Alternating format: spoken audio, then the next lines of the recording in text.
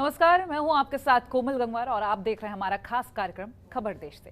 Corona की दूसरी लहर की रफ्तार थमने के बाद कई राज्यों में स्कूलों को धीरे धीरे कर खोला जा रहा है। यूपी में भी आज 6वीं से 8वीं तक के स्कूलों को खोला गया है। कई दिनों से बंद स्कूलों में रौनक लौट आई है। स्कूलों में बच्चे आ गए हैं। कोरोना नियमों का पालन भी किया जा रहा है, लेकिन इस बीच तीसरी लहर की शंका भी तेज हो गई है। केंद्रीय गृह मंत्रालय की एक कमेटी ने पीएमओ को चेतावनी दी है कि सितंबर के आखिरी सप्ताह से कोरोना की तीसरी लहर की शुरुआत होगी। अक्टूबर में इसका पीक होगा और रिपोर्ट में यह भी बताया गया है कि सबसे ज्यादा असर बच्चों पर होगा। इस बीच खुल रहे स्कूलों ने अभिभावकों की चिंता और ज्यादा बढ़ा दी है। मात्र 20% अभिभावक हैं तो बच्चों को स्कूल भेज रहे हैं, जबकि 80% ऑनलाइन क्लासेस को ही प्राथमिकता दे रहे हैं। ऐसे में ये सवाल है कि ये स्कूल खोलने का सही समय है। अगर सही समय है तो बच्चों की सुरक्षा कैसे की जाएगी? बच्चों पर खतरा मंडराया तो हम कितने तैयार हैं? आज इन्हीं सवालों के जवाब जानेंगे, लेकिन सबसे पहले ये रिपोर्ट देखिए।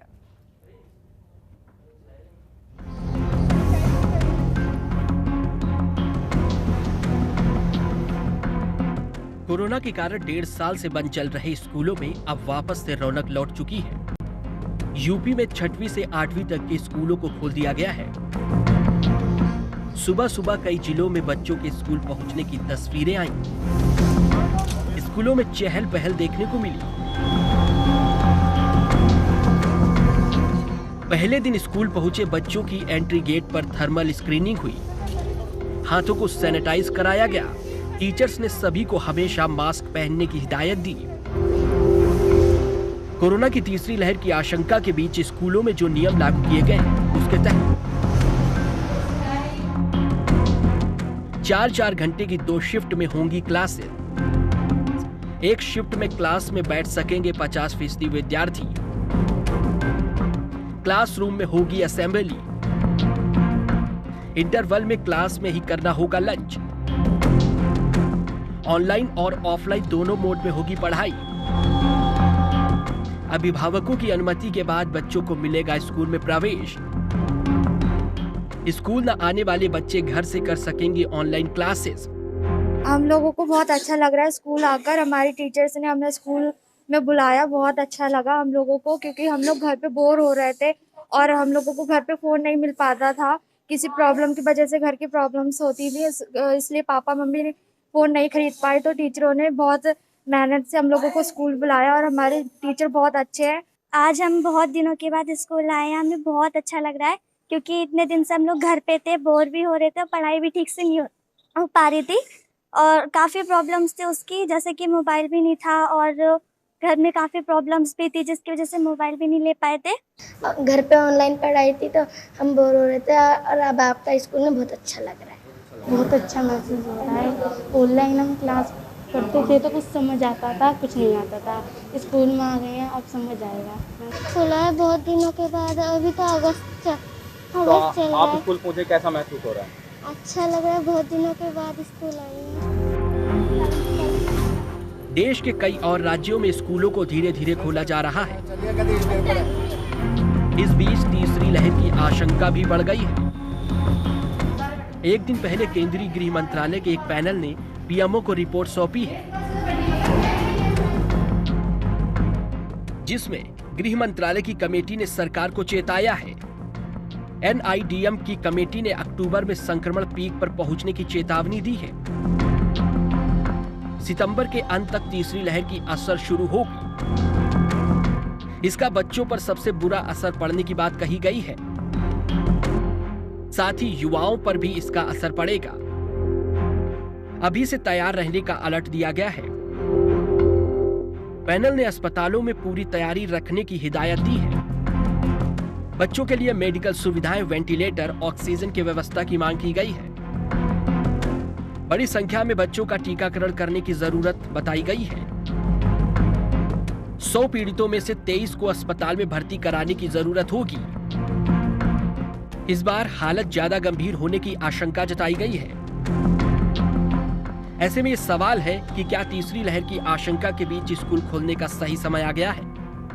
कई अभिभावक ऐसे हैं जो डरे हुए हैं। मात्र 20% अभिभावक बच्चों को स्कूल भेज रहे हैं, जबकि 80% ऑनलाइन क्लासेस को ही प्राथमिकता दे रहे हैं। कई विशेषज्ञ भी मान रहे हैं कि सरकारें स्कूल खोलने में जल्दबाजी कर रही है। उनका मानना है जब तक बच्चों को वैक्सीनेट न कर दिया जाए तब तक स्कूल को नहीं खोला जाना चाहिए। ब्यूरो रिपोर्ट, जनतंत्र टीवी। तो एक और तो स्कूल्स खोल दिए गए हैं, दूसरी ओर बच्चों की चिंता भी बढ़ गई है। जहां एक और 20% ही बच्चे सिर्फ क्लासेस ज्वाइन कर रहे हैं, वहीं दूसरी तरफ अब चिंता यह है कि सितंबर के लास्ट वीक में कोरोना की तीसरी लहर जो कि बच्चों पे ज्यादा हावी बताई जाएगी। फिलहाल चर्चा करेंगे, हमारे साथ तमाम मेहमान जुड़ गए हैं। IMSA national joint secretary doctor Naresh Chawla, doctor Rajni Srivastava, वरिष्ठ चिकित्सक, और Sahaj Sultan, principal NM public school. आप सभी का बहुत स्वागत है जनतंत्र टीवी पर। और सबसे पहला सवाल मैं सहर सुल्तान जी से लेना चाहूँगी, क्योंकि स्कूल्स खोले हुए कुछ वक्त हुआ है और आज से भी क्लासेस कुछ शुरू हुए, लेकिन अगर हम तैयारियों को लेकर बात कर रहे हैं तो तैयारियों को लेकर कहीं ना कहीं कुछ तस्वीरें ढीली सी नजर आ रही है। और अब सितंबर के जब लास्ट वीक से ये कहा जा रहा है कि कोरोना की तीसरी लहर शुरू हो सकती है, तो बच्चों को किस तरह से जागरूक करिएगा और किस तरह से उनकी सुरक्षा के इंतजाम करिएगा?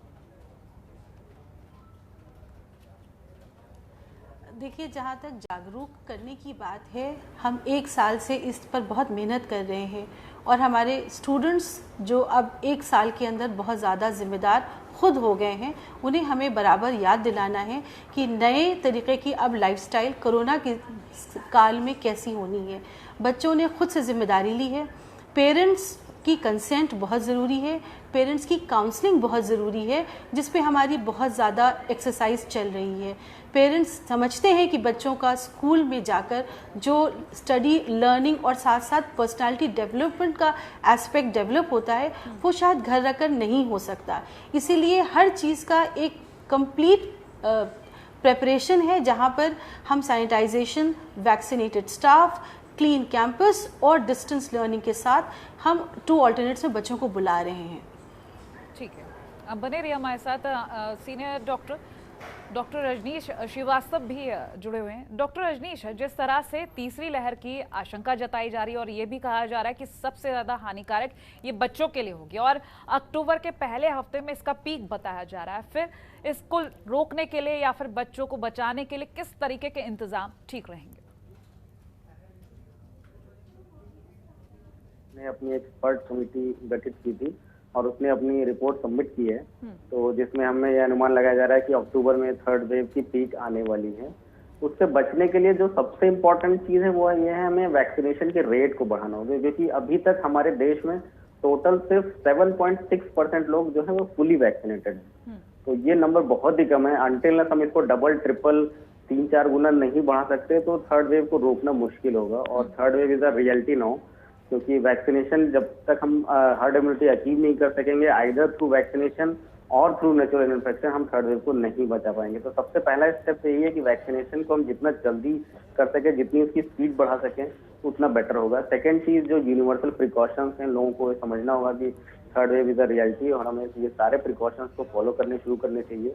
2nd वेव को भूलना नहीं चाहिए। जब हम 1st वेव के बाद थोड़े से कॉम्प्लेसेंट हो गए थे कि अब तो ये कोरोना चला गया है, ऐसा ही कुछ माहौल अभी भी देखने को मिल रहा है।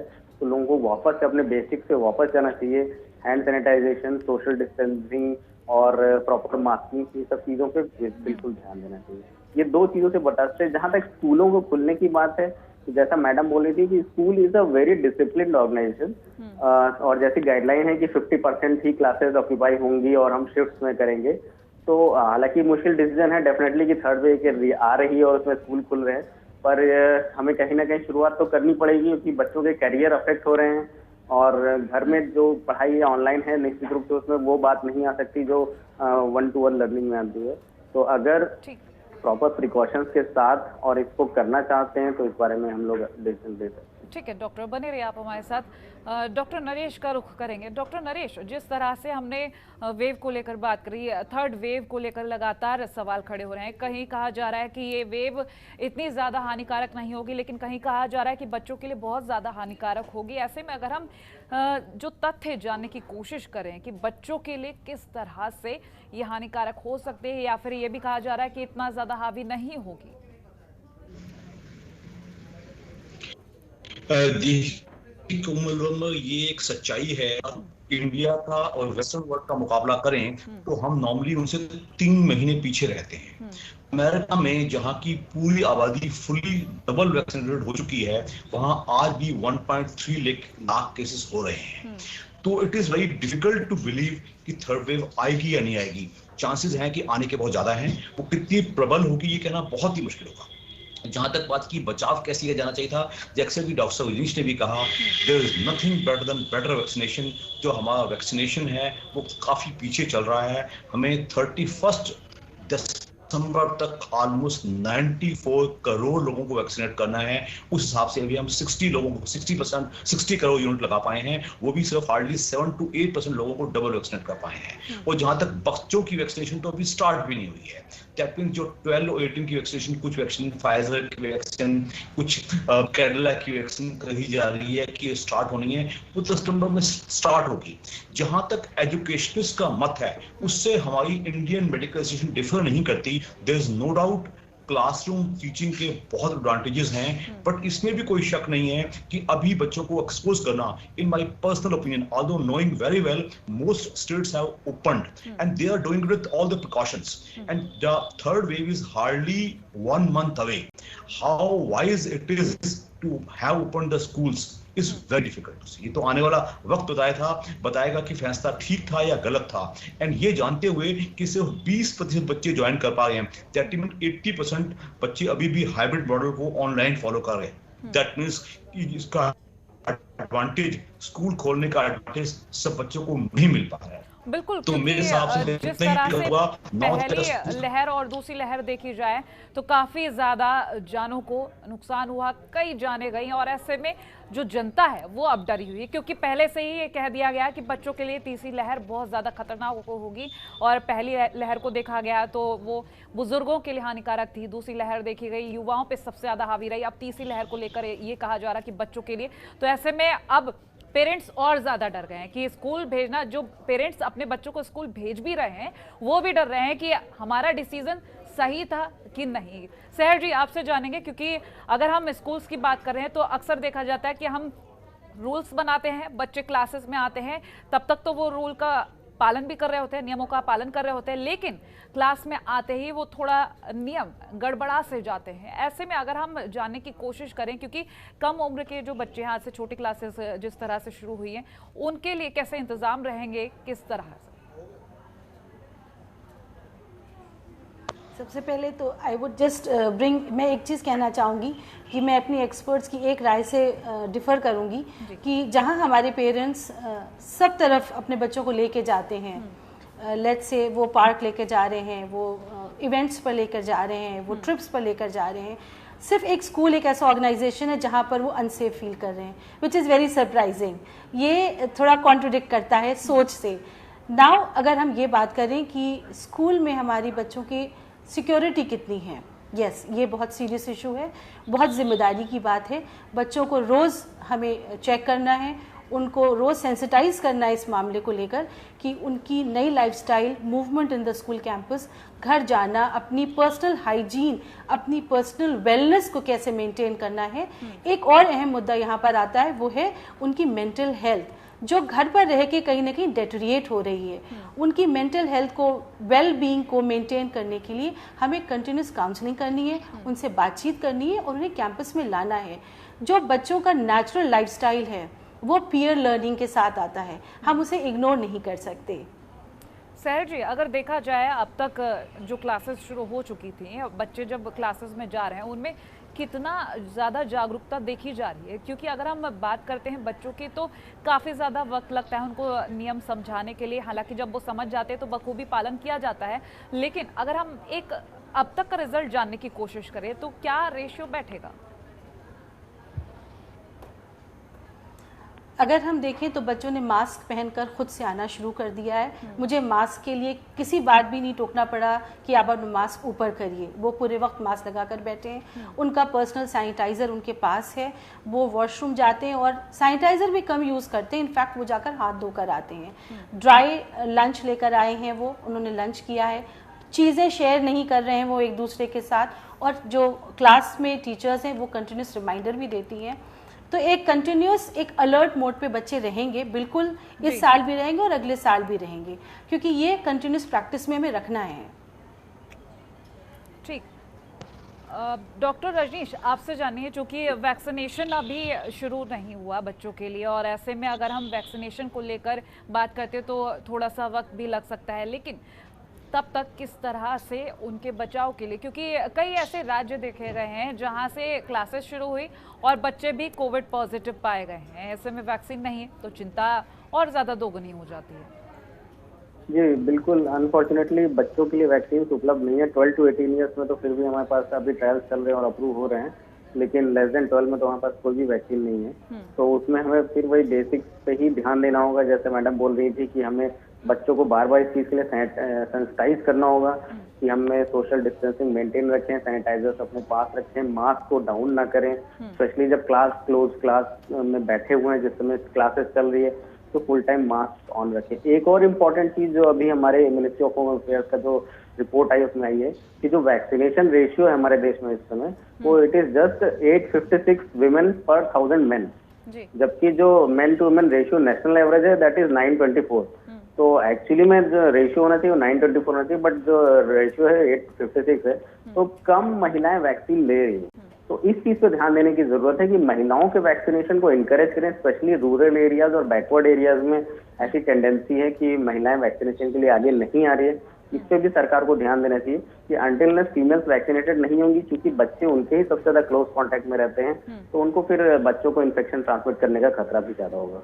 तो फीमेल वैक्सीनेशन पे भी ध्यान देना जरूरी है। ठीक, डॉक्टर नरेश, ऑनलाइन क्लासेस को लेकर अगर हम बात करें, क्योंकि कई सारे ऐसे पेरेंट्स जिनका कहना कि ऑनलाइन क्लासेस से बच्चों का काफ़ी ज़्यादा नुकसान हुआ, साइड इफ़ेक्ट्स देखे गए हैं, या बच्चे अगर क्लासेस लेने जाते हैं तो कहीं और भी दिमाग चला जाता है। लेकिन इसके अलावा अब जब ये तीसरी लहर को लेकर चिताया जा रहा है, लगातार जो नुकसान दिखाया जा रहा है, इसके बाद अब पेरेंट्स के लिए किस तरीके के राय रहेंगी? क्योंकि अगर हम बात करें पढ़ाई को लेकर तो पढ़ाई का नुकसान किसी भी हाल में नहीं होना चाहिए।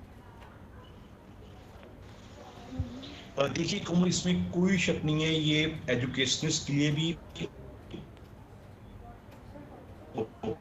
आज के टाइम हमारे चल रहे हैं वो नॉर्मल नहीं हो रहा है। कैंपस टीचिंग या classroom teaching is a must not only for education and sports, it is must for every kind of development. बच्चे का सोशल इंटरेक्शन, बच्चा सीखता है कैसे बैठता है, कैसे उठना है, कैसे दूसरे बच्चे से बात करनी है, कैसे रिलेशंस करने हैं। I do not deny that it is absolute must, but जो जैसी स्थिति हमारी चल रही है with the fact that only 20% children are coming to the classroom, तो मेरे हिसाब से अभी ये फैसला थोड़ा सा हल्का सा कच्चा ही कहा जाएगा कि अभी क्या करना है। तो it has to be very dynamic फैसला, आने वाले कुछ हफ्ते हमें बता देंगे, because the wave is hardly 1 month away, maybe does not come. ये भी मैं कोमल आपके दर्शकों को बता दूं कि कोई ये जो प्रोजेक्शंस हैं कि वेव आनी ही आनी है, it is nobody can be 100% sure, nobody can be 100% sure. जो हमारी प्रोजेक्शंस हैं ये वेस्टर्न वर्ल्ड को देख के लगाई गई हैं, तो हम कहेंगे कि इस फैसले को काफी डायनेमिक रखा जाए, बहुत ही कॉशियस रूप से, जैसे कि मैडम बता रही थी, हम बहुत ही प्रिकॉशंस कर रहे हैं। Obviously all precautions must be taken, और I think it is not too far away, hardly I would say 2 या 3 हफ्ते के अंदर फैसला हो जाएगा। अभी अगर मैं दिल्ली को एक मॉडल मान के चलूं, दिल्ली में अप्रैल में we were having 28,000 cases, in Delhi we are having hardly 30 cases now, that means कि ये लॉयलिएस्ट लो पे आया हुआ है। Some states of India, including Maharashtra and Kerala, although they are posting higher cases, लेकिन वो थर्ड वेव के नहीं है, उसको अभी हम सेकंड वेव का रेमिनेंट कहेंगे। तो अभी तो हम इतना ही कह सकते हैं, we should all through your television inform all the viewers that follow the corona appropriate behavior। बच्चे भी, बड़े भी, बूढ़े भी, हमने ये भी देखा है कि लोग बाग मस्त हो जाते हैं तो देखते ही नहीं दायां बायां। आप में से, हम में से जिसने भी सेकंड लहर का मंजर देखा है, मैं कहता हूँ उसकी आत्मा और दिल दहलता होगा। हमने मौतों को सड़कों पे देखा है, अस्पतालों में देखा है, आईसीयू में देखा है, तो हम में से कोई भी नहीं चाहेगा कि ऐसा हमें नजारा दोबारा देखने को इस जन्म में मिले। तो we all have to follow corona appropriate behaviour. अब स्कूलों में जो फैसला लिया जा चुका है, I think they have to carry it on, but they have to be defensive, prepared and absolutely cautious. ऐसे सोच के हम एक महीना देखते हैं, हो सकता है वेव नहीं आई तो it is all the more good for everyone, otherwise I तो आई थिंक सब कुछ ही बदल जाएगा। ये तो आने वाला हमें वक्त बता पाए। सर जी, आपसे सवाल मेरा, ऑनलाइन क्लासेस जिस तरह से अगर हम 20% फिजिकली जो क्लासेस ले रहे हैं बच्चे उनकी बात करें और 80% जो ऑनलाइन क्लासेस ले रहे हैं, ऐसे में अगर हम एक प्रतिक्रिया पेरेंट्स की तरफ से, क्योंकि जो 20% पेरेंट्स हैं उन्होंने अपने बच्चों को भेज दिया, अब ऐसे में उनकी सोच, क्योंकि कोरोना की तीसरी लहर को लेकर सबसे ज़्यादा डरे हुए हैं, तो वो 20% बच्चों के पेरेंट्स, क्योंकि उनके बच्चे बाहर निकल रहे हैं।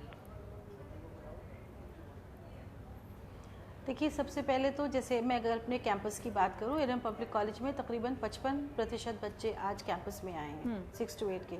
मेरे लिए तो एक बहुत पॉजिटिव साइन है ये कि पेरेंट्स कॉन्फिडेंट हैं, उन्होंने कंसेंट दिया है, उन्होंने कैंपस विजिट किया, उन्होंने चीज़ों को देखा कि किस तरह से चीज़ों को तैयार किया गया है, स्टाफ सैनिटाइज्ड, वैक्सीनेटेड है, सैनिटाइज्ड एरियाज़ हैं।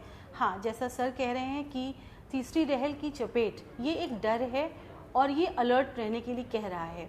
हम भी अलर्ट हैं, अपने स्टूडेंट्स की वेल बीइंग हमारे लिए सबसे इम्पॉर्टेंट है, इसलिए अगर कोई हेल्थ इश्यूज़ किसी बच्चे को भी आते हैं, वो थर्मल स्कैनर पे इंस्टेंट चेक होगा और पेरेंट के साथ वापस बच्चा भेजा जाएगा, या ड्यूरिंग क्लासेस किसी बच्चे की तबीयत ख़राब होती है तो उसे हॉस्पिटल हम फ़ौरन मेडिकल चेकअप के लिए भेजेंगे। इन केस गॉड फॉरबिड अगर कोई चीज़ बढ़ती है तो जैसे डायरेक्टिव स्टेट गवर्नमेंट के आएंगे हम उसे फॉलो करेंगे, हम अबाइड बाय करेंगे और हम बेस्ट सपोर्ट जो हमारी स्टेट गवर्नमेंट को दे सकते हैं एकेडमिक्स को बढ़ाने में करेंगे।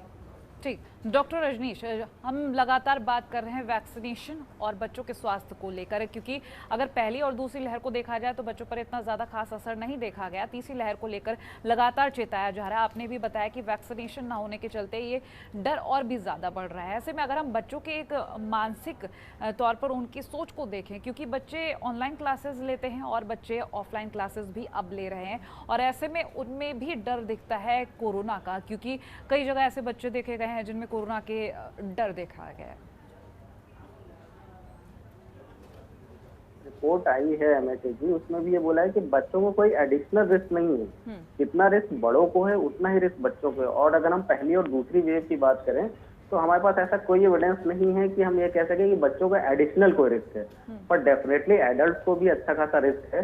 उसके साथ साथ हमारे पास इंफ्रास्ट्रक्चर बहुत कम है, बच्चों के पीडियाट्रिक आईसीयू बेड्स बहुत कम है, पीडियाट्रिशियंस बहुत कम है, 62% ऑफ द पीडियाट्रिशियन पोस्ट खाली हैं सीएचसीज में, हमारे पास पीडियाट्रिक इंफ्रास्ट्रक्चर नहीं है। तो उस पॉइंट ऑफ व्यू से देखते हुए बच्चों के लिए रिस्क है, बट ऐसा कोई एडिशनल रिस्क नहीं, तो उसके लिए घबराने की जरूरत नहीं कि बच्चों में ही ये कोरोना अफेक्ट करेगा, ऐसा कोई भी डाटा नहीं है।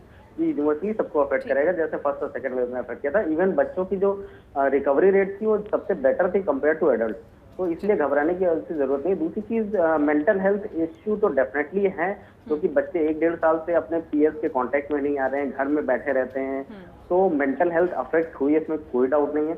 इस पे टीचर्स को, पेरेंट्स को, दोनों लोग को इस पे समान रूप से ध्यान देने की जरूरत है, और अगर ऐसे इश्यूज परसिस्ट करते हैं तो वो अपने एक चाइल्ड साइकियाट्रिस्ट से भी कंसल्ट करें। चलिए, बहुत शुक्रिया डॉक्टर रजनीश, डॉक्टर नरेश और सहर जी हमारे साथ इस चर्चा में जुड़ने के लिए।